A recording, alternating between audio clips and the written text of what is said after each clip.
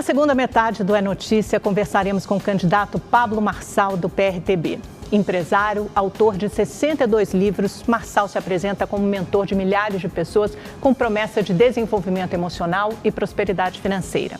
Nascido em Goiânia, começou em um call center e hoje ostenta patrimônio de cerca de 200 milhões de reais. Em 2022, teve 243 mil votos para a Câmara dos Deputados, mas sua candidatura foi julgada irregular e invalidada posteriormente pelo Tribunal Superior Eleitoral. Boa noite, candidato. Seja muito bem-vindo. Um prazer recebê-lo. Candidato, o senhor é um fenômeno das redes sociais, um empresário de sucesso. Qual é a sua ideologia política? Como o senhor se posiciona politicamente e por que quer ser prefeito de São Paulo? Primeiro, eu não quero ser o prefeito, não é uma questão pessoal minha. É a cidade que precisa de alguém com envergadura, alguém que é gerador de emprego, alguém que vai mudar a mentalidade do povo. Nenhum político fala sobre isso. Então, não é uma questão de eu parei para ter mais um problema na minha vida. Na apresentação, você falou que eu ostento um patrimônio de quase 200 milhões de reais. Isso é a minha pessoa física. As empresas que eu governo e sou titular delas, elas valem bilhões em valor de mercado. Eu não ostento, eu desfruto, eu uso. Inclusive, invisto em muitas pessoas, né? Tem trabalhos sociais em alguns países africanos, ajudei na enchente do Rio Grande do Sul, apoiei também o pessoal da Venezuela e estou junto ali, produzi um documentário para mostrar para o mundo inteiro o que eles estão fazendo. E eu estou na política para fazer uma coisa que nenhum político deu conta de fazer. Hoje são 70 mil cargos públicos, onde pessoas são eleitas pelo voto. E eu quero, pelo menos, colocar nesses próximos 4, 8 ou 12 anos que eu vou permanecer na política. Eu não quero ser um profissional de política, eu quero servir por um tempo. Eu acho que todo mundo que tem resultado na nossa cidade, no nosso estado e no nosso país deveria servir a população, porque a gente tem muita gente desqualificada fazendo isso. E a minha orientação política é libertária. O povo precisa ser livre do comunismo, desse sequestro emocional de ficar prometendo e nunca cumprir. A única forma é dando identidade para esse povo, identidade esportiva, ensinar esse povo que todos podem prosperar. Mas é uma espécie de Javier Milei? Quem são suas inspirações na política? O senhor falou libertário, imediatamente me lembrei do presidente. A primeira inspiração que eu tenho como político chama José o Justo, lá no Egito. Foi um israelita que acabou sendo o governador do Egito e ele liderou um período de prosperidade, 7 anos de prosperidade. O faraó... Mas aqui no Brasil, foi o que eu falei, Amanda, eu nunca vi um outro político pregando isso. Aqui vai ser uma guinada que a gente vai ter no país para mostrar para todo mundo. Eu que sou filho de faxineira, meu pai é aposentado, funcionário público, eu que estudei na escola pública, eu sei que aquilo que a gente ganhou na escola pública jamais dá para prosperar. Muitos analistas o veem como um personagem antissistema e antipolítico, uma espécie de Bolsonaro 4.0. O senhor se vê dessa forma ou não? Olha, todo respeito ao capitão, né? Ajudei, servi ele sabe o respeito que eu tenho por ele me deu a medalha lá que ele dá para as pessoas que ele respeita, dos 3 Is. Mas eu me considero Marçal, eu me considero alguém que venceu na vida e que está a fim de ajudar você, seus filhos, a sua família também a vencer. Eu não me considero outra pessoa, eu sei a minha identidade, eu sou um filho de Deus, né? Sou imagem e semelhança dele. É isso que eu aprendi sobre o que o próprio Deus acha sobre mim. E eu quero que você também saiba disso, para você nunca mais ter que depender de nenhum político, para você depender de nenhuma história de gente que usa do comunismo para entrar na sua cabeça e sempre sequestrar vocês emocionalmente. Isso não é uma questão que eu quero que as pessoas engulam, não. Eu vou mostrar que tem como fazer. A minha oferta de entrar na política é para mudar de fato, radicalmente isso. O senhor tem feito a eleição, a sua campanha até agora, produzindo frases de efeito que popularmente se conhece como lacrar nas redes sociais. Até mesmo as suas propostas, que muitos têm como estapafúrdia, tipo teleférico, tipo o prédio mais alto do mundo, vem controlando, pautando a narrativa das eleições até agora. O problema dessa estratégia é que, num primeiro momento, ela é muito eficaz. Ela faz você crescer nas pesquisas, nas intenções de voto. Mas ela pode ter um teto e pode aumentar também a sua estratégia. A sua rejeição, a sua estratégia de campanha vai ser principalmente viralizar nas redes sociais? Não, não é viralizar, é mostrar que eu sou o único que pode libertar você dessa miséria que você está. Libertar você de ter que sentir o cheiro do Tietê todo dia, libertar você com esses 7 milhões de carros, né, destruindo o ar dessa cidade. Mas essa como poluição. O senhor vai fazer isso? Eu já estou explicando. O senhor precisa apresentar propostas concretas. Quem quiser ver proposta concreta tem que entrar no site do TSE, lá está tudo, é público para todo mundo. O que você tem que saber hoje é igual eu uso quando eu vou comprar uma empresa. Um dos grandes negócios que eu faço é comprar empresas, para acelerar elas e vendê-las, tá? Você imagina, quando eu vou olhar para uma pessoa que está oferecendo uma empresa, eu não olho para o negócio dela, eu olho para ela, se ela aguenta o tranco. Aqui, eu sei que todo mundo fica nesse engodo de cadê a proposta? A proposta está no plano de governo. Todas as vezes que você começa a falar, ninguém está interessado nisso. As pessoas estão interessadas se a pessoa é resistente, se ela aguenta tranco, se ela é honesta, se ela vai de fato ajudar as pessoas. E eu já faço isso na vida pública, imagina com o nosso dinheiro. Com o meu dinheiro eu já faço, imagina com o nosso. A pesquisa Datafolha mostra, mais recente, agora mostra que o senhor tem 20% de intenção de votos entre os homens, mas apenas 8% entre as mulheres. E essa rejeição aumenta muitas vezes por causa desse seu jeito mais agressivo. Como é que o senhor vai fazer para conquistar o eleitorado feminino? Converso com a minha esposa. Eu só tive uma namorada e casei com ela e sou homem de uma mulher só. Pergunta a forma que eu trato ela, pergunta para minha filha de 3 anos como que eu honro ela, pergunta para minha mãe, que eu ajudei a aposentar minha mãe, que era faxineira, pergunta para minha irmã, que foi abandonada por um canalha e eu tive que ajudar, pergunta para minha sobrinha, que eu também ajudo, pergunta para todas as mulheres que estão em volta de mim. Pesquisa é uma coisa que políticos gastam milhões de reais para manipular a sua ideia. Você não é gado, você não tem que ficar norteado por pesquisa. Se você for no estádio de futebol, Amanda, você vai chegar no estádio de futebol, vai perguntar para Flamengo e São Paulo. Sou São Paulino, fui assistir esse jogo. São Paulo ganhou do Flamengo de 1-0. Pergunta para... Pesquisa. Flamenguista, quem vai ganhar? Flamengo? São Paulino, quem vai ganhar? São Paulo.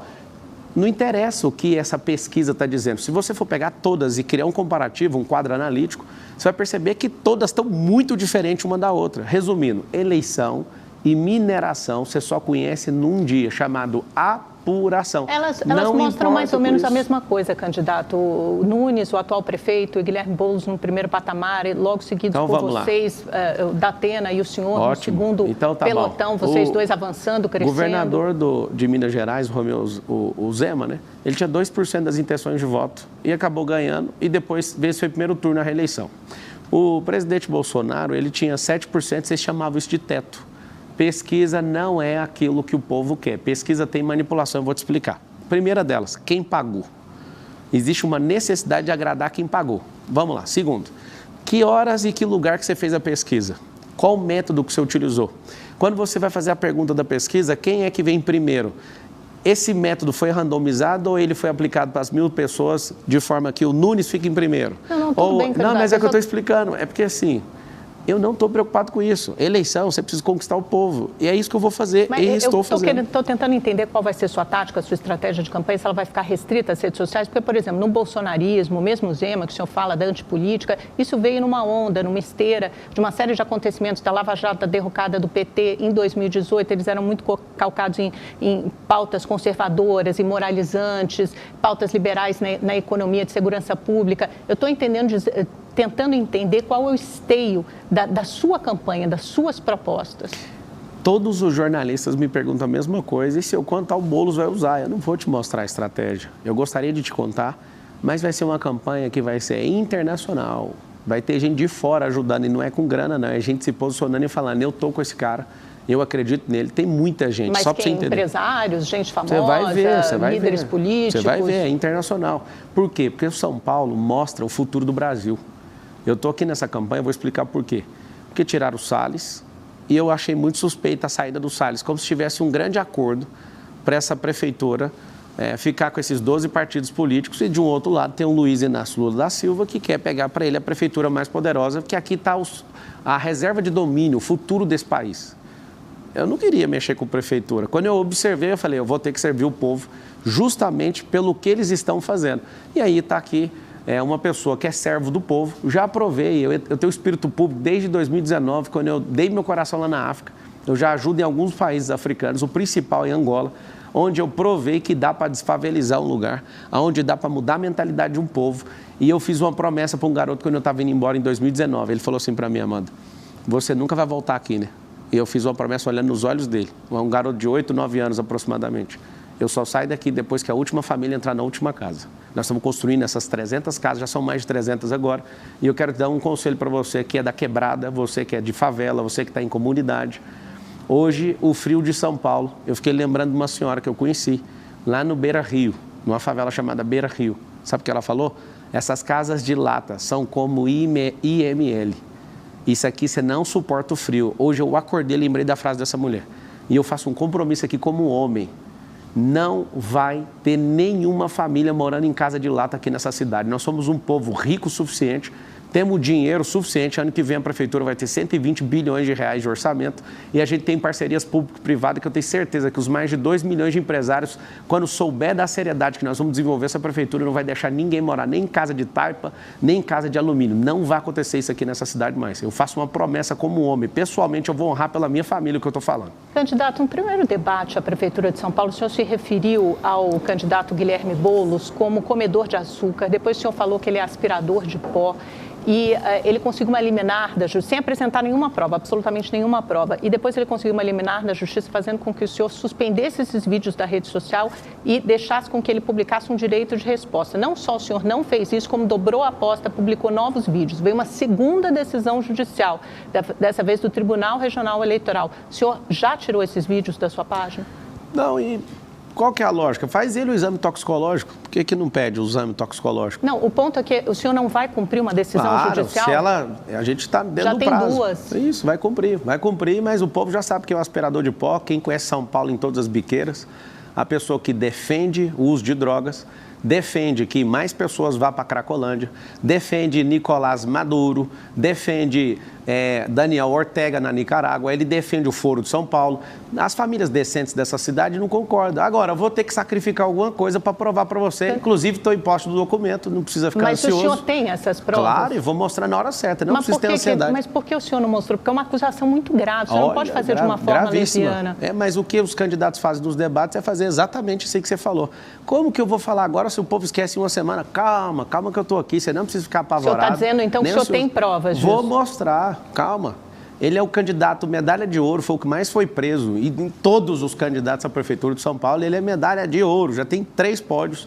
Esse cara, eu entrei aqui para te falar, Boulos, você nunca na sua vida vai ser prefeito de São Paulo. Se esse é seu sonho, você vai pegar, vai mudar para outra cidade de gente que acredita na sua ladainha, nas suas mentiras, e aí você vira prefeito lá. Enquanto eu estiver aqui, se tiver um xerife nessa cidade, que é o Pablo Marçal, você nunca pisa aqui. Você não vai ser prefeito aqui. Candidato, nesse mesmo debate, no primeiro da TV Bandeirantes, os seus adversários apresentaram, o senhor disse, se eu tiver uma condenação, eu saio da disputa. Eles apresentaram essa condenação na mesma hora. Ela é prescrita. O senhor foi condenado a 4 anos e meio, em 2010, por fazer parte de uma quadrilha responsável por fraudes bancárias, né? Eles roubavam dados das pessoas na internet, faziam sites falsos de bancos, de instituições financeiras. Prescreveu, é verdade, num recurso em 2018, mas a minha pergunta é a seguinte, o senhor participou desse esquema? O senhor você falou bem, você falou assim, esquema? Você falou de forma correta, não sei se foi inconsciente, mas você falou da forma correta. Nunca fiz parte de quadrilha nenhuma. Eu trabalhei para um cara consertando computadores e tomei um processo criminal por 13 anos. Meu pai me ensinou a ser homem, a não tocar em nada de ninguém. E faço um desafio para você, Amanda, como jornalista e todos os jornalistas desse país. Todo mundo. Descubra quanto que eu peguei e me dá o Pix que eu pago. Esse é o desafio. Queria saber do Lula, o tanto de dinheiro que ele roubou do país, que dia que ele vai devolver o dinheiro e a moral desse país. Quero saber de todas essa patifaria de PSOL, de PT, tudo que eles já desviaram do povo, eles dão conta de devolver? Eu sou homem, construí riqueza, um patrimônio multibilionário empresarial e eu posso falar para vocês, atuo em 19 segmentos diferentes, não afino para absolutamente nada que comunista me falar. Se eu estou devendo, põe para pagar que eu pago agora. Esse é o desafio. Agora, eu era um jovem, 18 anos de idade, estava trabalhando, eu só consertava os computadores e sobrou esse processo para mim. Esse processo, Amanda, correu à revelia. Esse processo não tinha advogado. Eu sou formado em Direito. Não tinha defensoria pública? Não tinha. A própria defensoria pública falou, isso aqui é complicado demais para você, contrata advogado. O advogado cobrou 2 mil, nem isso eu tinha de dinheiro para pagar. Mas houve recurso, né? Tanto não teve recurso. A pena prescreveu no recurso em 2018. Você não conhece o processo. O processo correu à revelia. Não tem isso. Eu não tive advogado ali. Candidato, no transporte público, o senhor propõe um cinturão de teleférico nas comunidades, né? Inspirado no modelo de La Paz, o senhor já falou, na Bolívia. Aqui do Brasil. O problema também. É que La Paz, por exemplo, tem uma geografia completamente diferente de São Paulo, cheia de montanhas, de vales, é uma das cidades mais altas do mundo, justamente por causa da geografia de São Paulo, só que caberia, que a gente sabe que teleférico demora tempo para construir e é muito caro. Há outros jeitos mais baratos, por exemplo, por que em vez de teleférico não investir em BRT? Que é mais barato que o metrô, tem uma velocidade média mais alta do que o transporte público comum, ou mesmo os corredores de ônibus. Entra no detalhe, Amanda, acho que você não está bem informado em relação ao teleférico, ele é 5 vezes mais barato que o metrô. Ele é limpo, diferente de qualquer outro transporte. Sim, eu estou falando em relação ao corredor de ônibus, ótimo, BRT. tem que continuar. Inclusive, o atual prefeito não cumpriu nem 4 quilômetros. Está lá no plano de governo dele fazer 50 e não cumpriu nem 4. Mas está no seu plano? Eu quero saber do seu plano. É o seguinte, a gente tem Rio, o Uber está fazendo o transporte hidroviário, a gente era para estar fazendo. Ninguém tem isso no plano de governo, nós vamos fazer. Essa proposta do teleférico não é uma proposta de mobilidade para a cidade inteira, é para honrar a comunidade, que eu vou transformar a comunidade em centro olímpico e empresarial. O que é um centro olímpico e empresarial? Como o senhor primeira vai fazer coisa, você faz um centro olímpico para dar uma identidade esportiva para essas crianças. São mais de 60 esportes. As crianças na favela que eu tenho visitado, elas sonham em ser jogador de futebol. E não é jogar futebol, a gente tem que dar uma identidade esportiva, sabe por quê? Para não ter mais nenhuma dessas crianças, quando elas crescerem, lá na rua, né? Porque tem 80 mil pessoas em situação de rua hoje. Você pode achar tudo o que você quiser hoje na Cracolândia, mas você não acha esportista lá. Eu fui atrás disso. O esporte molda caráter e nós vamos fazer isso com a escola pública de São Paulo. Todo mundo vai ter uma identidade esportiva e nós vamos investir nisso. Sabe por quê? Porque vai diminuir despesa em saúde. Quando você investe em educação e dá uma identidade esportiva, você vai diminuir depois a despesa em segurança. E aí esse teleférico é para honrar esse povo. Isso não é a solução de transporte. A solução de transporte mais inteligente que existe é levar centros de empreendedorismo para a favela. Eu quero criar ali centro gastronômico, hoteleiro, turístico. Esse teleférico é o transporte mais seguro do mundo. É um elevador na horizontal e ele não para você ter uma noção. Com a geografia de São Paulo, isso dá certo? Não tem problema, tem vários morros aqui em São Paulo. São Paulo também tem a geografia aqui não é o Chapadão. Essas comunidades, elas não precisam antes de saneamento básico, de urbanização, de regularização fundiária. Essas pessoas de habitações menos precárias, né? Porque como o senhor falou, mora em casa de lata, mora em casa de palafita. E a gente tem dinheiro para isso, a gente vai fazer isso. O negócio é que ninguém quer investir em você, eu quero que você me assista aqui, vou falar algo para você. Ninguém quer investir em vocês porque vocês são massa de manobra. Tem 2,5 milhões de pessoas que são tratadas, principalmente pela esquerda, como massa de manobra, para vocês ficarem aí. Toda vez que você ouvir o termo favela, favela é ausência de governo. Comunidade, que é um plano nosso que chama Comunidade Forte, vai ser reestabelecida. Nós vamos reurbanizar e vamos investir. Só que eu vou contar um segredo para vocês.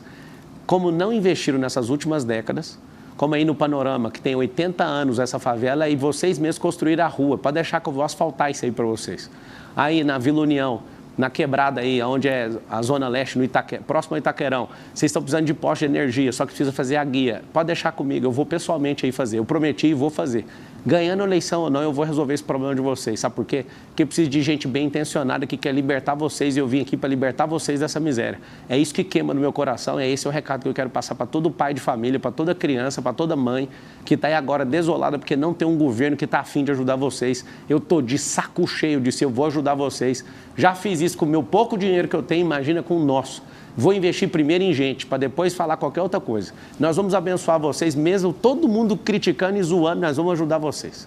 Na segurança pública, candidato, o senhor mencionou uma ideia de espalhar câmeras pela cidade para detectar comportamentos suspeitos, o que o senhor chamou de pré-crime, depois drones que sairiam de cima de prédio. Me conta como é que funciona isso, no que você se inspirou, em que modelo? A pasta é anticrime, né? O que é o anticrime? Ao invés da gente só penalizar pelos comportamentos, vou te falar por que a criminalidade está assim. Porque o direito social mais absoluto de todos não está sendo respeitado. Sabe qual é o maior direito social que existe ou não? Você sabe ou não? Vida, né? Vida é emprego, direito social. É emprego.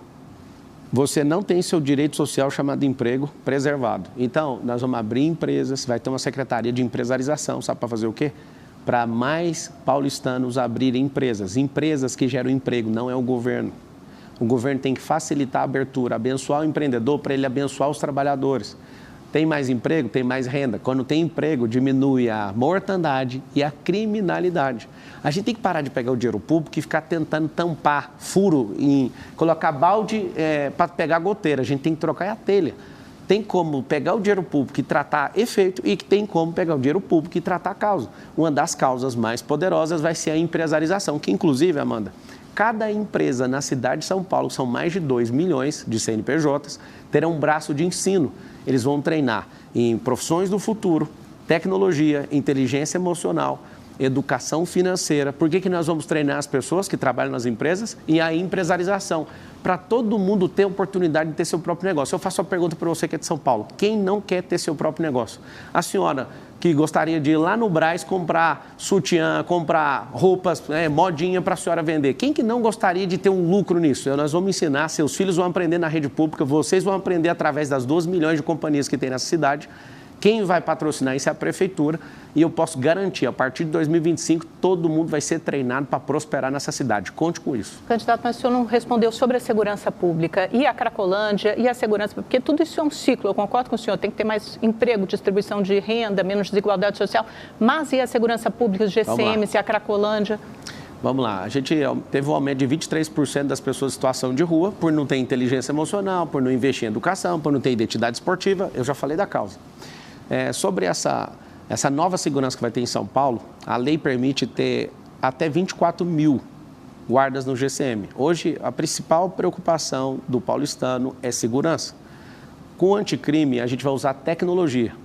Hoje, a cidade de São Paulo deve ter menos de 20 mil câmeras e essas câmeras não são eficientes porque elas não são controladas por uma análise. Ela não tem uma inteligência artificial por trás já para detectar e agir imediatamente. O que a gente vai fazer?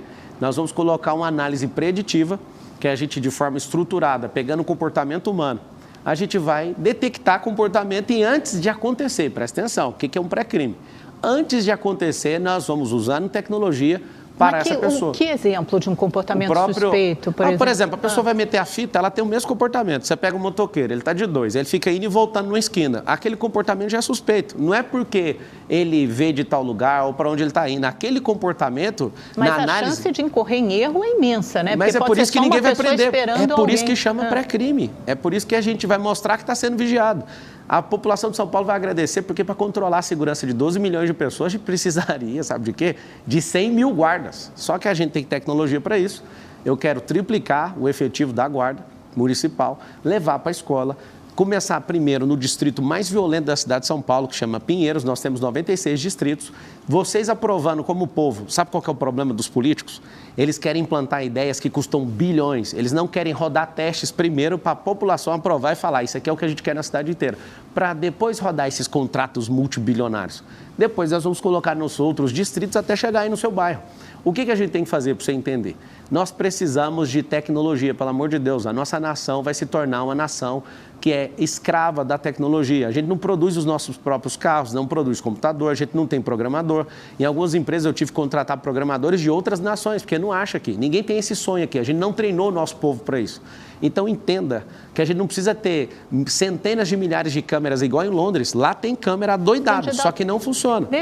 Falta pouco tempo para terminar a nossa entrevista. Tem uma pergunta que é importante fazer, que é o seguinte. Recentemente veio a público uma conversa do presidente do seu partido, do PRTB, o Leonardo Avalanche, dizendo que ele tem proximidade com integrantes do PCC. E ele menciona uma figura chamada Piauí, que investigações da polícia mostram que é o líder da facção criminosa na favela de Paraisópolis. E o senhor aparece numa foto há cerca de 2 semanas com o irmão dessa figura, do Piauí.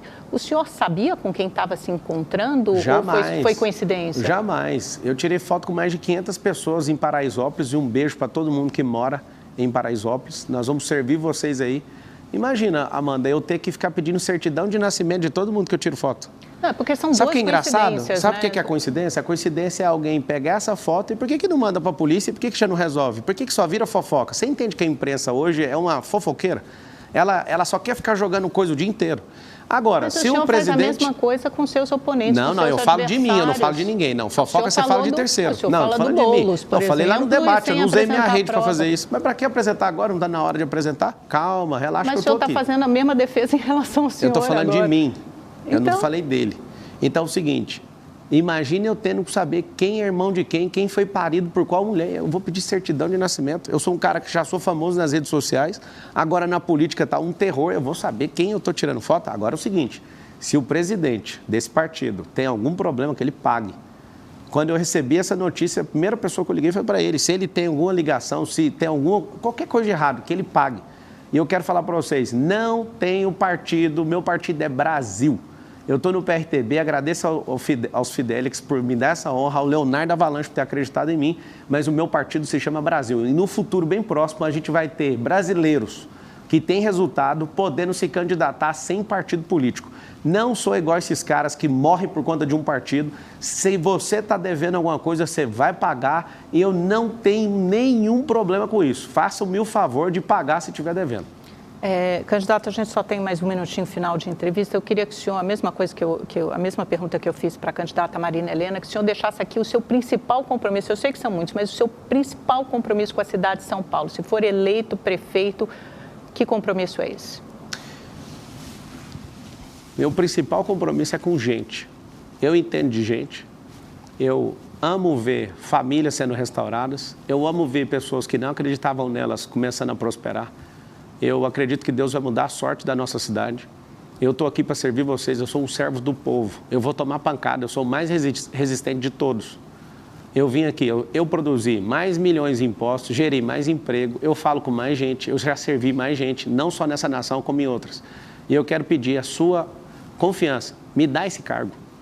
Me dá um problema gigantesco que é poder servir você. Que eu sou alguém que você vai se orgulhar todos os dias por você falar assim, ó, colocamos alguém que não era profissional na política, mas esse homem mudou a nossa vida. Eu quero investir meu tempo de qualidade, a melhor fase da minha vida, no meu auge de 37 anos de idade. Eu que tenho tudo o que eu já quis na vida, agora eu quero uma coisa que ninguém pode me dar, só você pode me dar. A maior nação de todas, o povo mais próspero da terra. Eu não consigo fazer isso sem sua ajuda. Me dá a chance de servir você em São Paulo para a gente mudar a realidade da nossa vida, parar com essa matança de gente que está aqui nessa cidade, parar com esse tanto de roubo que está nessa cidade, limpar esse esgoto, acabar com essa falta de mobilidade e faz o M de mudança, de mentalidade, de melhora que o Marçal está aqui. Tamo junto. Obrigado pela oportunidade. Infelizmente, nosso tempo acabou, mas foi ótimo conversar com o senhor. Obrigado, muito obrigada, Amanda, pela participação no programa. Faz o M, todo mundo aí. Deus abençoe São Paulo e o Brasil. Muito obrigada a você.